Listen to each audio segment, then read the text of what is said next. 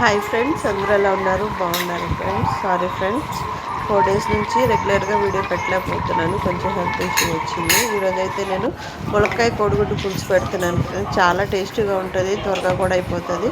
First అయితే బాండీలో మనం ఆయిల్ వేసుకుని ఆయిల్లో కొంచెం పోపు సామాను కరివేపాకు యాడ్ చేసుకుంటున్నాను ఫ్రెండ్స్.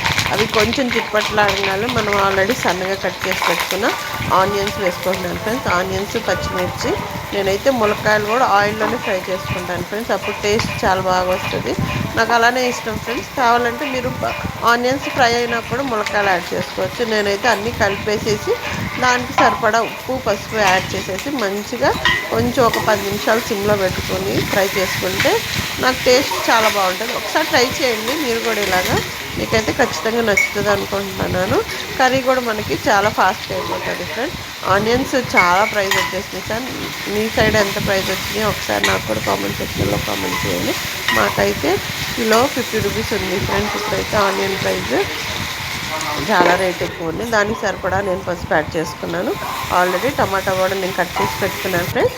దాంట్లో ఒక 4 పెద్ద టమాటాలు వేసుకొని మన సిమ్లో పెట్టుకొని ఉడకబెట్టుకుంటే చూడండి, టమాటా అనేది మంచిగా మగ్గిపోయింది. ఇప్పుడు దీంట్లోకి సరిపడంత కారం యాడ్ చేసుకుంటున్నాను ఫ్రెండ్స్. కారం అనేది మీ స్పైస్కి తగినట్టుగా మీరు యాడ్ చేసుకోండి. నేను కూడా నా స్పైస్కి తగినట్టుగా యాడ్ చేసుకున్నాను. మంచిగా ఒకసారి మనం కలుపుకుందాం ఫ్రెండ్స్. ఆ పచ్చి వాసన పోయే వరకు ఫ్రై చేసుకుంటే మనకి సరిపోతుంది ఫ్రెండ్. ములక్కాయ కూడా కారము మంచిగా కారం ఉప్పు పీల్చుకొని మనం తినేటప్పుడు ములక్కాయ ఫ్లేవర్ కూడా చాలా బాగుంటుంది. ఒక్కసారి ట్రై చేయండి, మీకైతే ఈ కర్రీ కంపల్సరీగా నచ్చుతుంది ఫ్రెండ్.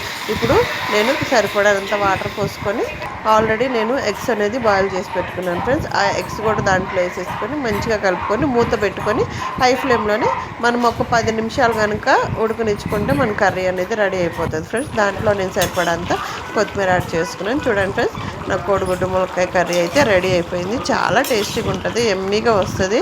మన రైస్లోకి అయితే చక్కగా కలిసిపోతుంది ఫ్రెండ్స్. ఒక్కసారి ట్రై చేయండి, చాలా బాగుంటుంది. చూడండి, థిక్గా పులుసుతో చేశాను. Okay, bye.